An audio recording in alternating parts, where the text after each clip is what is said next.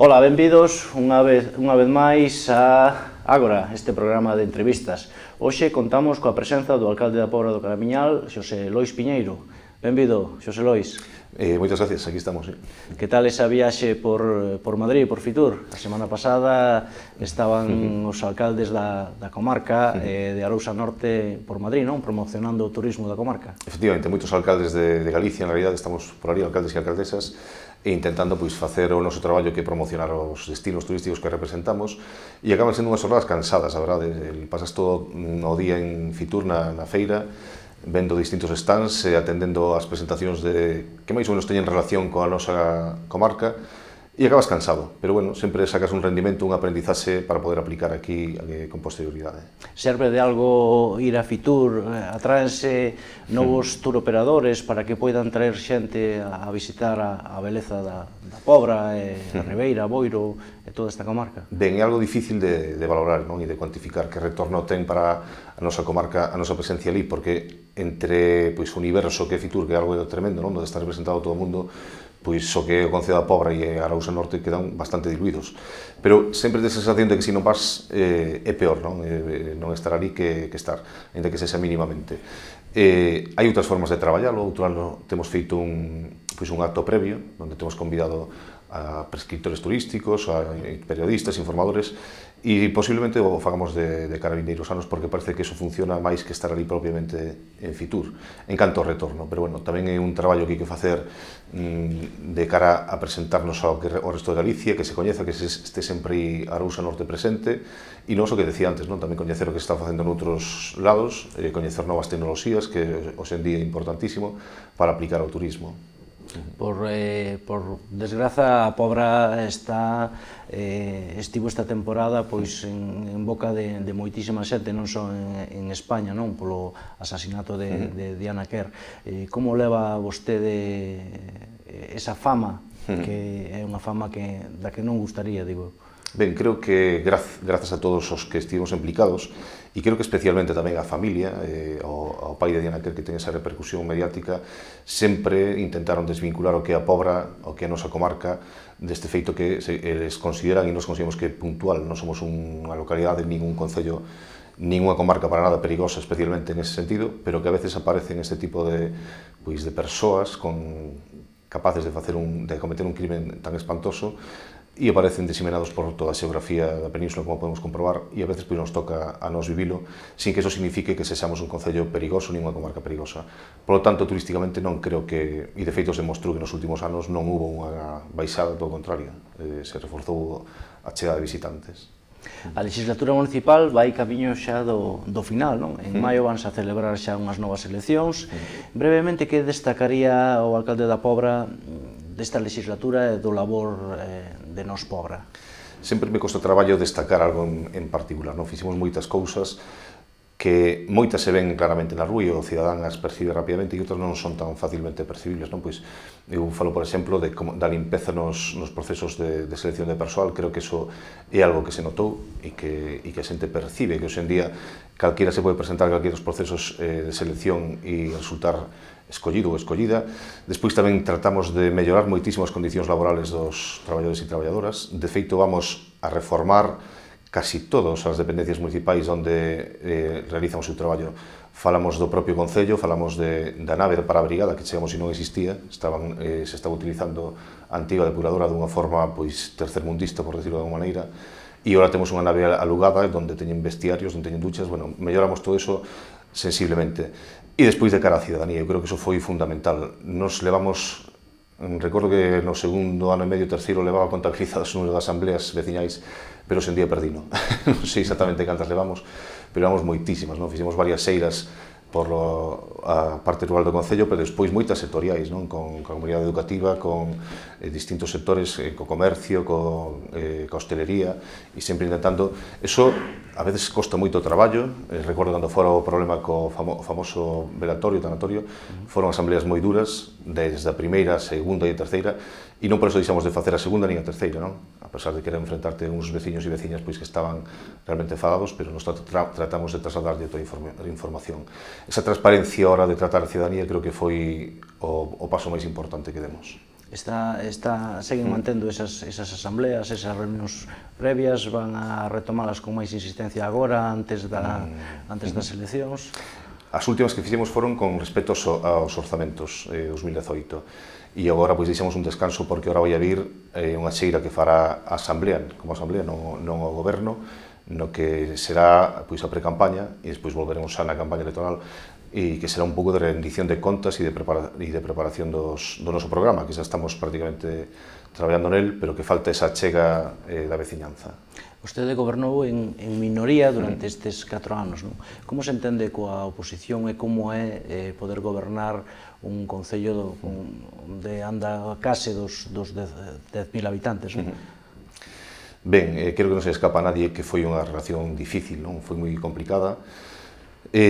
Uns di unha cousa, outros decimos outra de como aconteceu. Nos sempre, teño que decir a nosa parte, nos sempre intentamos chegar a acordos. A veces é moi difícil cando non hai esa disposición pola parte contraria e cando que están tratando é todo o contrario, non de deixar que nos facer pasar a nos pobra por unha forza que non quer negociar, que non quer chegar a acordos.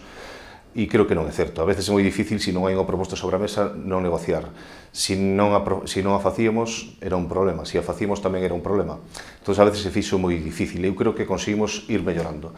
Non vou dicir que non cometeramos erros, nós, a veces, sempre o tempo, cando somos 4 concelleiros e concelleiras para afrontar un goberno tan complicado como o Concello da Pobra, e a veces non tes o tempo necesario para preparar as reunións e a veces pois se xuntaban e se realizaban con pouca antelación antes do momento de aprobación plenaria, por exemplo, pois do plan de obras e servicios da Diputación. Pero iso non quere dicir que nos quixéramos impoñer obras ni nada, si realmente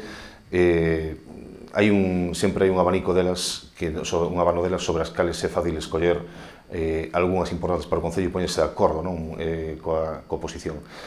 Creo que intentamos mellorar e creo que o fomos conseguindo. De feito, o último plan de obras e servicios aprobouse con bastante tranquilidade e creo que é unha esperanza de cara ao futuro, a situación que se pode dar despois de maio, de que todos vayamos aprendendo. E creo que todos, tanto nos Pobra como BNG, que foi unha das forzas que máis intentamos sempre negociar, o PSOE ou incluso o PP, que podamos rectificar as nosas actitudes, a nosa disposición a chegar a acordos. Teñes en conta as suxestións dos demais grupos a hora de elaborar eses plans? Teñese moitísimo. As mocións que se presentan, de feito, a veces se fala de se cumprimos ou non cumprimos coas mocións que se presentan no pleno. A nós a veces nos costaba buscar proxectos de algunha das forzas para levar aí, porque sempre son mocións a veces moi xenéricas, de reprobacións, etcétera, que ti sigues facendo, por exemplo, unha moción sobre o mantemento das rúas, pois claro que facemos, non a faremos tanto como lle gustaría o mellor ao grupo que propón, pero claro que estamos facendo. Máis concreta sobre obras non había tantas, e a veces resulta difícil atopar aquela obra, aquela actuación que pode significar un acordo con unha forza política determinada. Pero se as buscamos, se se encontran, e de feito podemos buscar exemplos, non? A estrada que vai desde o antigo Matadoiro a Carballeira da Silva, unha estrada que comunica, digamos, dúas zonas educativas, o Instituto e o Colexio Salustiano Rieiras, pois foi unha moción do Partido Popular. Por poñer un exemplo, podo poñer moitos máis. Se temos tempo, sigo adiante. Vamos a facer horas faltar a estrada de acceso ao polígono, pola súa parte sur. Moción do PSOE. Levamos no POS, non foi unha moción neste caso, pero foi unha negociación que tivemos ao Parque Infantil Cuberto, que tamén era unha iniciativa propia de Nos Pobra, pero tamén o presentou o BNG nas negociacións, aí vai ahora mesmo no plan de obras e servicios. O saneamento tamén foi unha solicitude do BNG, que sempre se incluíran obras do saneamento, aí coincidimos perfectamente, e van moitísimos centos de miles de euros en saneamento neste mandato de 4 anos. Neste momento están cos orzamentos prorrogados, non? Non chegaron vostede a un acordo para sacar adiante os orzamentos deste 2019 ou teñen previsto antes das eleccións aprobalos? Ben, ni o intentamos. Pensamos que non valía a pena o esforzo, que a dificultade que tivemos para aprobar os últimos do 2018, que foron emendados de unha maneira que non contempla a lei, por decirlo de unha forma suave, por parte do BNG, nós non estábamos de acordo, non se podían presentar alegacións que non cumpriran uns dos 3 supostos que marca a lei, estos non os cumprían, pero, bueno, frente á necesidade de leválo ao xuzgado, nos consideramos que non, os aceptamos, esos cambios, os adaptamos, tamén tenho que dicilo, ás nosas propostas, E os orzamentos de 2018 pois tamén estaban un pouco pensados para ser prorrogados no 2019, non? A partidas de gasto corrente as ampliamos, as que se refiren a mantemento de vías públicas, a parques e xardíns, a colexios, polo tanto, temos un marxe moi bo ahora para traballar con esos cartos os orzamentos de 2018, sin necesidade de parar uns novos. Nos desde logo calculamos que despois das eleccións de maio podamos presentar uns novos, sobre todo para levar a cabo algunhas inversións pendentes, non? Pero que é o funcionamento do Concello e posibilidades de actuacións de mellora temos moitísimas daqui a maio. E cales son esas actuacións máis importantes que quedan aínda por facer ou que se están executando antes de que chegue maio, chegue ese día das eleccións? Ben, como digo, son partidas que nos permiten asfaltados, pavimentacións, ampliacións de iluminado público, que tamén temos varias solicitudes pendentes. Esas vamos a dar mantemento de parques e xardíns, que, bueno, creo que temos os parques infantis a día de hoxe prácticamente perfectos, pero, bueno, podemos mellorar en algún aspecto. E despois hai unha serie de actuacións que estamos tratando de cadrar, precisamente, non? Por algún revés que tivemos en algún pleno de non conseguir ese apoio do que falábamos antes. Por exemplo, temos pendente a asignatura do convenio coa Diputación, onde participa Arousa Norte, os 4 concellos, 500.000 euros que veñen para aquí, 125.000 aproximadamente por concello, e que dependemos de ter un castro onde poder actuar, porque vai a ser o parque da Idade de Cerro, non? Dos parques temáticos, e será en Isorna, en Eixón, no Castro da Cidade. Nós temos a croa do castro en San Isidro, a croa de San Isidro, e queremos mercala, non fomos capaces de que se dedicara un remanente. Pois agora estamos buscando nos orzamentos a posibilidade de poder mercala, e se non, esperamos conseguir todavía o apoio da oposición, porque o convenio vai a pleno este xoves, e esperemos que se aprobe, e hai unha moción do BNG solicitando que aprobemos o convenio agora, despois de habernos votado en contra, pero, bueno, se agora, ainda que sexa tarde, están de acordo con levar a cabo o convenio, pois esperemos que tamén nos axuden a mercar esos terreos. Hai todavía máis actuacións pendentes que non quero concretar demasiado, pero, bueno, temos todavía a dotación de baños do auditorio pendente, se conseguimos xuntar os cartos necesarios. Temos a Casa da Mocidade pendente, o facer o Fab Lab, que é o laboratorio para a mocidade, para traballar unha especie de taller onde se traballan con impresores 3D, etc. Un traballo colaborativo que é da mesma filosofía que o coworking, que estaría situado debaixo, porque o faremos no lagar, e, por tanto, temos varias actuacións pendentes que daqui a maio vamos a intentar executar. Vai vostede ser de novo candidato á alcaldía de Nos Pobra, porque quedan poucos xa concellos ou poucos grupos que están definindo xa as súas posturas, non? Efectivamente, pero, bueno, nos vamos con adianto con respecto a fai 4 anos, onde todavía non tiñamos elegido a candidatura, foi máis tarde, quero recordar que foi en marzo, abril. Precisamente, pois, onte tivemos unha asamblea onde decidimos que a data de celebración das votacións era o 17 de febreiro.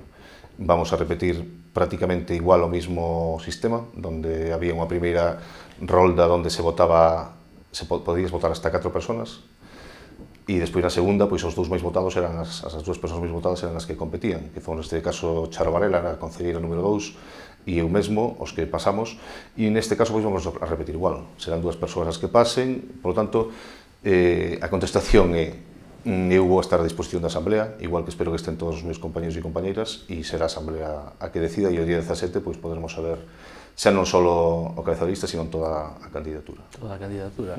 Os conflitos, os problemas de Podemos a nivel estatal influen de algún xeito na formación Nos Pobra? Ben, somos unha formación moi diversa, unha asamblea moi diversa, non? Con xente que ven un gran número de persoas que nunca participaran en política e outros que vimos unha tradición moi diferente, como falaba antes de Charo, pois eu mesmo, e polo tanto a veces se foi moi difícil saber a que forza superior, digamos, en canto administrativamente apoiar, non? Estou falando pois da Xunta, do Goberno do Estado. Nos apoiamos en Marea en determinadas ocasións, pero non formamos parte de Marea como tal. Temos un sentir mayoritario, penso eu, dentro da Asamblea, que apoiamos en Marea, pero nos mantemos completamente independentes en nosa forma de traballar, e queremos que iso quede claro para a xente. Non vamos a admitir nunca ningún tipo de directriz que nos veña dado de fora. Sí que podemos nos achegar ao noso gran área, se así o consideran en determinadas eleccións, pero nos permanecemos independentes, porque queremos manter esa cohesión, non queremos que signifique un problema para ninguén dos membros da Asamblea estar dentro de outra organización. Nos Pobra naceu así, así polo de agora vai a seguir. Sufrimos unha transformación nestes anos, que foi pasar de agrupación electoral a partido. Nos fixemos partido non por nada, sino porque a lei da verdade non está pensada para as agrupacións electorais para nada, e non son máis que problemas, atrancos, e incluso, volver a ter que recoller as 100 firmas, etc. Unha serie de traballos que fixemos fai 4 anos que decidimos que non íbamos a pasar outra vez por eles. E unha vez que estamos cohesionados e formados como unha asamblea veciñal, demos o paso de facernos partido.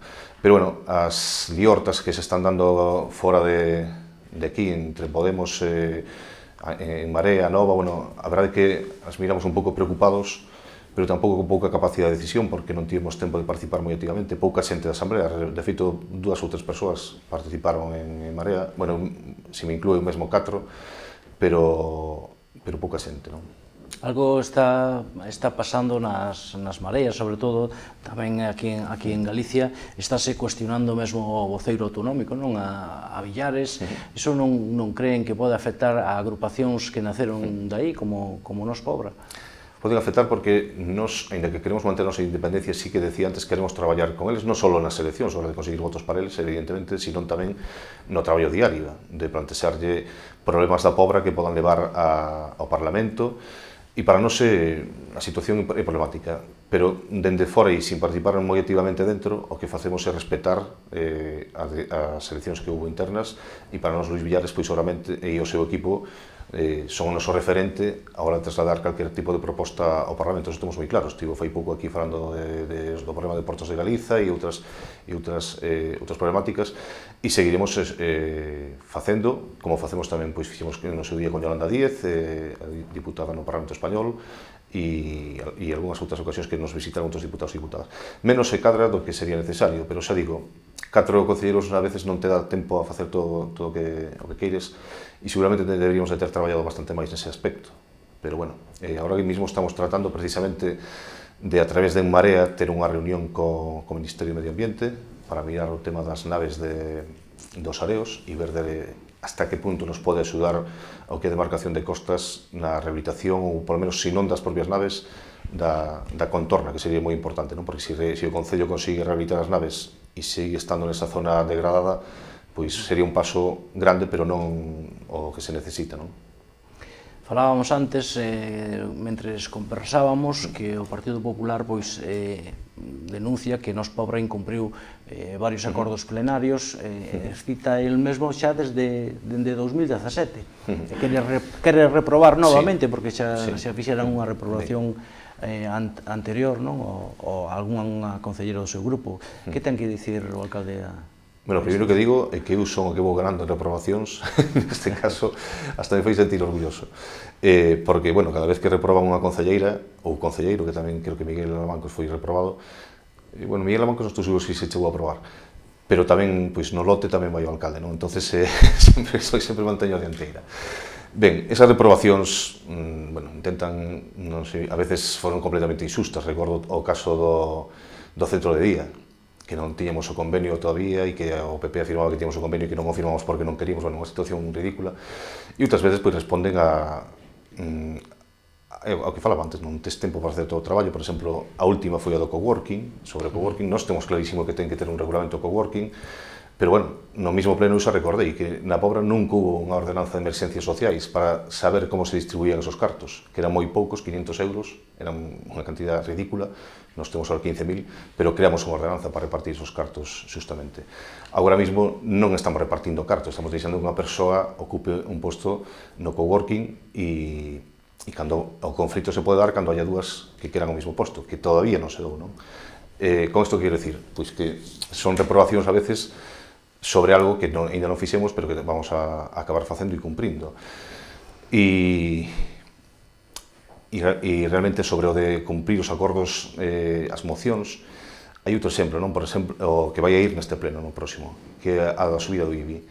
Nos creemos que a veces a oposición intenta gobernar, e creo que hai que ter moi claro o papel de cada un. Gobernar nos pobra, ainda que temos minoría, ainda que seamos 4, como se fóramos un solo. Quen ocupa o goberno nos pobra e é quen ten que tomar determinadas medidas e leválas adiante. Por moito que se propoñan, as mocións son propositivas, porque ti podes recibir unha moción no primeiro pleno do mandato e xa comprometerte todos os orzamentos, porque se falamos renovar todo o asfaltado de todas as pistas do Concello, aprobase por maioría, xa non nos chegan nin os 4 anos, evidentemente. Por lo tanto, as mocións son propositivas e nos temos que telas en conta a hora de elaborar orzamentos e de intentar leválas a cabo, pero non son máis que eso. E o que non se pode facer é o que fai o Partido Popular de traer unha moción sobre o IBI, algo que non fixo no seu mandato e pretender facelo agora estrangulando o goberno de nos pobres, reducindo a recaudación. E nós o que plantexamos foi algo moi diferente. O IBI é un imposto progresivo que non debe de ser modificado, cando hai outros, como o imposto sobre os vehículos ou sobre a recollida de lixo, que sí nos apetecería tocar máis para favorecer a toda a veciñanza e dúas, o comercio e a hostelería. E non o IBI, que realmente a baixada para as maior parte das familias é pequenísima, pero, sin embargo, é moi grande para o Concello. Pero o que quero sinalar, sobre todo, é que ese paso ten que dar un goberno, porque ten que ser quen leve despois a ordenanza pleno modificala e non chega cunha moción. Non chega cunha moción e non deben de pretender facer,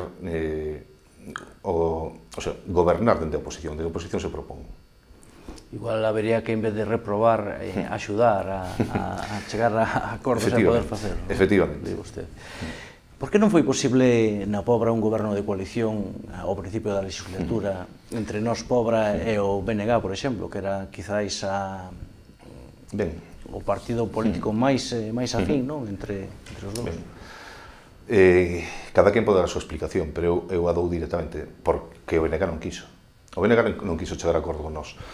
Mantivemos unha primeira reunión onde nós fixemos unhas propostas que parece ser que non lle gustaron, que era a de incluir o PSOE nun goberno tripartito. Non era necesario, sabemos, para ter a maioría, e tamén a de que as concellerías foran compartidas, que non foran entes independentes. Nos queríamos compartir todo. Non lle gustou, pero nunca fixeron unha proposta alternativa. Eles non querían entrar no goberno, pois porque a meu xuicio fixeron unha valoración de que preferían estar na oposición intentando facer o que dixen antes, gobernar dende a oposición, conseguir méritos coas súas propostas e ao mesmo tempo que erosionaban o goberno de Nos Pobra. Dentro de 4 anos que estamos a punto de cumprir, pensaban rentabilizar eso.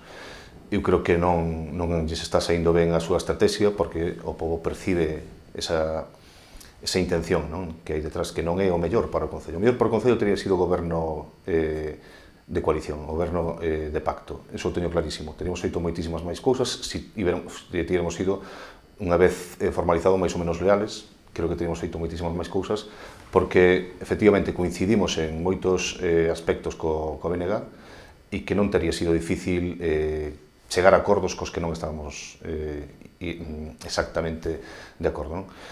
Por lo tanto, Nos Pobra sempre seguiu intentando chegar a esos acordos, esos pactos puntuais, e daqui non o temos falado aínda, pero coñezo o espírito da nosa Asamblea e sei que de maio en diante seguiremos nesa, en intentar conseguir sempre acordos para gobernos máis estables. Co PSOE sí que, pois hasta podo dicir que podemos ter parte de culpa, non supemos levar a situación, negociamos seguramente mal, debimos de negociar primeiro co BNG e unha vez rematado o BNG falar co PSOE.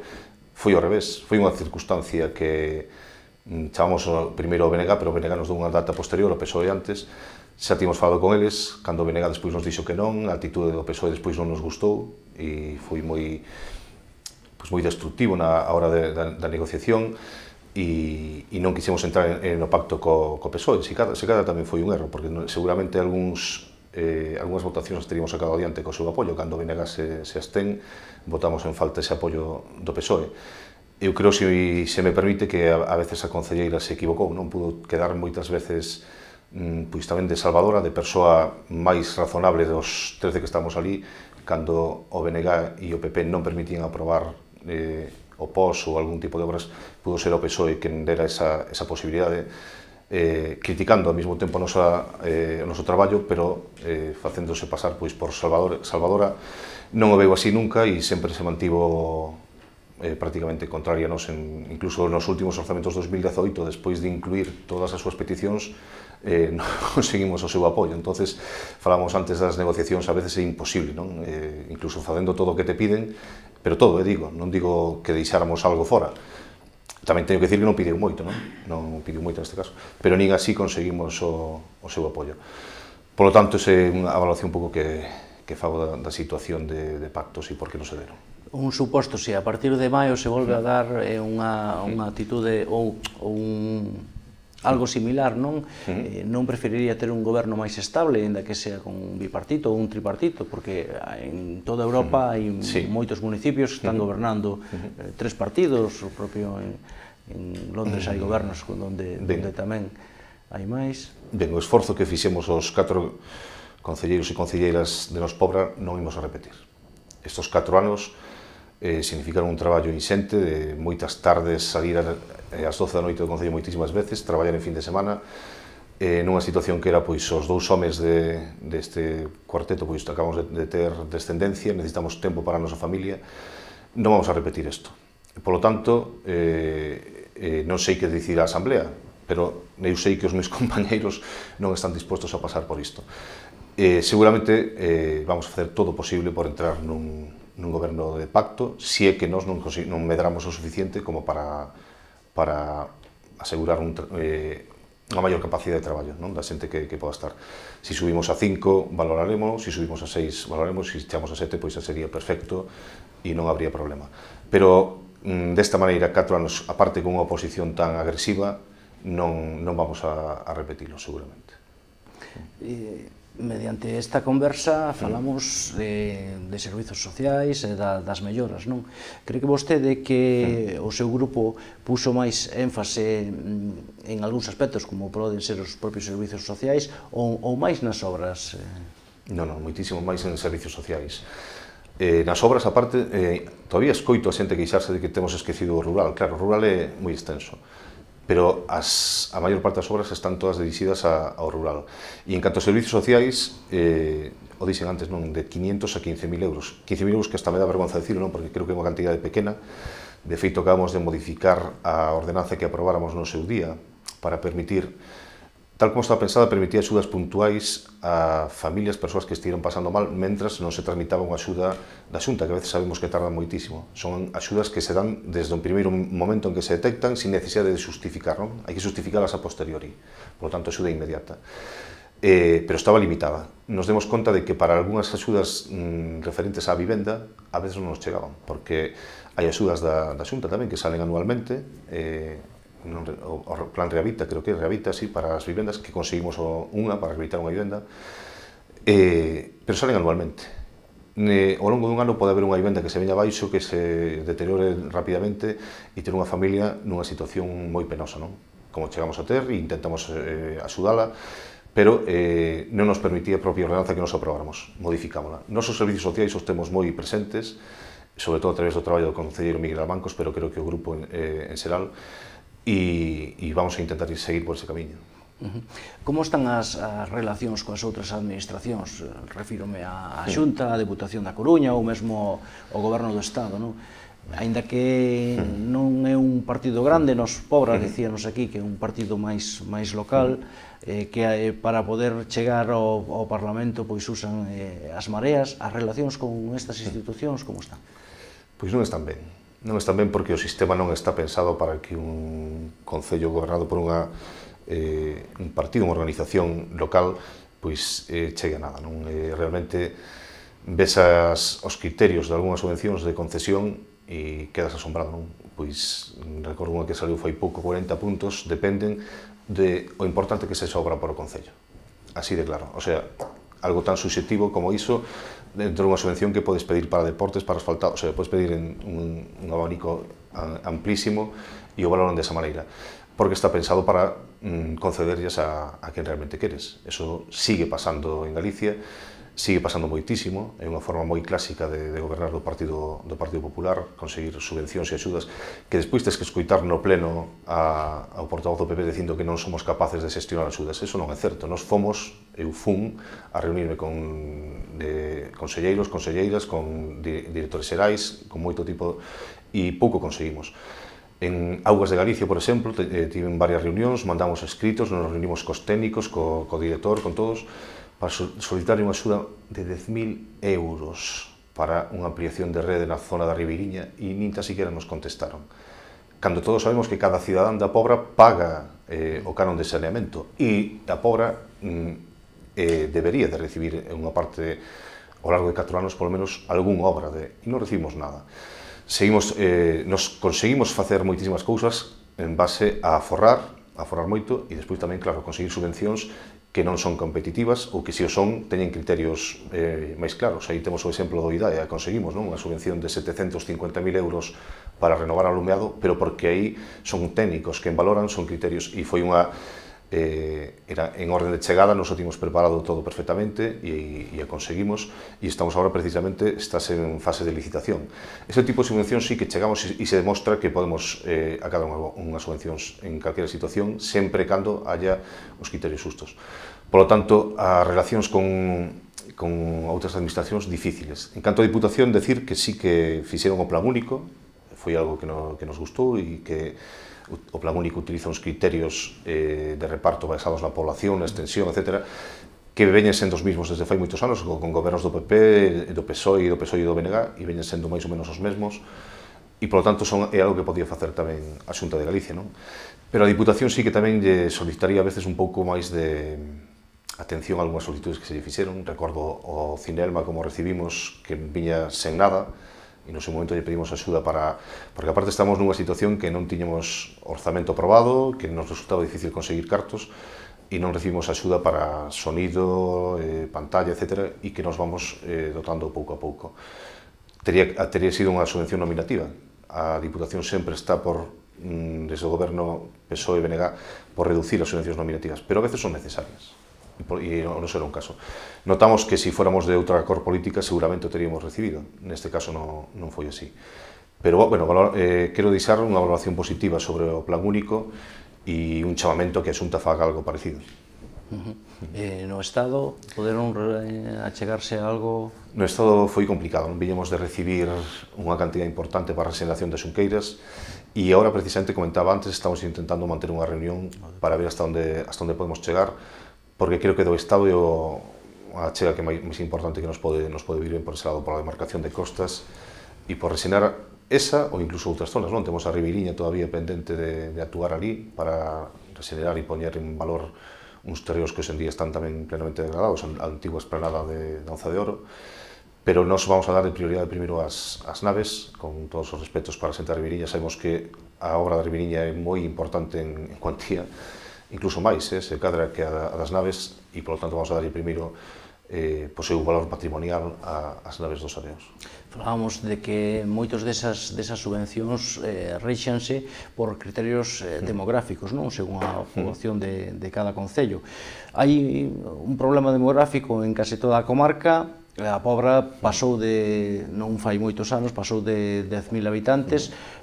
Como está agora este...? A situación non conseguimos revertila, hai que decir, a verdade, non fomos capaces de revertila. Parece que o decrecemento é menos acusado, pero sigue dándose, seguimos baixando a poboación e nos seguimos tratando de buscar solucións a iso, non? Parece que o paro non parece ser o único problema, porque non somos un concello con paro non excesivamente alto e, sin embargo, seguimos tendo este problema de descenso poblacional. Non estamos mirando en mellorar os servicios, como decía antes, e, sobre todo, a través dos postos de traballo. Que postos de traballo puxo sobre a mesa nos Pobra? O fixemos a través de moitísimas maneiras, non, realmente. Para empezar, a contratación de empresas locais sempre que a lei o permite e que non estamos obrigados a sacar unha licitación aberta, contratamos empresas locais. Hai moi poucas excepcións en que recurríamos a empresas externas e foron por motivos, digamos, justificados, non? Estou pensando na plataforma online de venta do DNShop, unha empresa especializada que era de fora, e a recomendación do propio Centro Comercial Alberto Deán a contratamos. Pero obras pequenas, todas. Todo o dinamismo cultural que nos creamos na Pobra a través de concertos de todo tipo, iso trae tamén gastos en sonorización dos concertos, nos propios grupos, etc. En rehabilitación da hostelería, nos intentamos conseguir que se crearan postos de traballo. Pero non parece non ser suficiente. Realmente é difícil facer un diagnóstico e unhas propostas de mellora cando é un programa que se está dando en toda a comarca, decías, e en toda Galicia. Un descenso poblacional, un cambio de costumbres. O discutimos outro día nunha reunión precisamente destas que temos, neste caso coa comunidade educativa, de por que estaba baixando tanto o número de nenos e nenas, e a veces é difícil porque se fala moito de necesidade de axudas, da necesidade de garderías, de outro tipo de servizos, pero a veces tamén ves a xente que está perfectamente estable, económicamente favorable para poder ter descendencia e non o fai. Entonces, estamos nun cambio de paradigma na sociedade que nestes momentos fai que vayamos a menos. A Pobra conta con un dos parques empresariais tamén moi importante na comarca, non só pola súa situación, pola cantidade de empresas que hai no mesmo parque empresarial, non? Por que non se asenta máis poboación habendo unha oferta de traballo tanto? Porque ese parque empresarial dalle traballo a moitísima xente.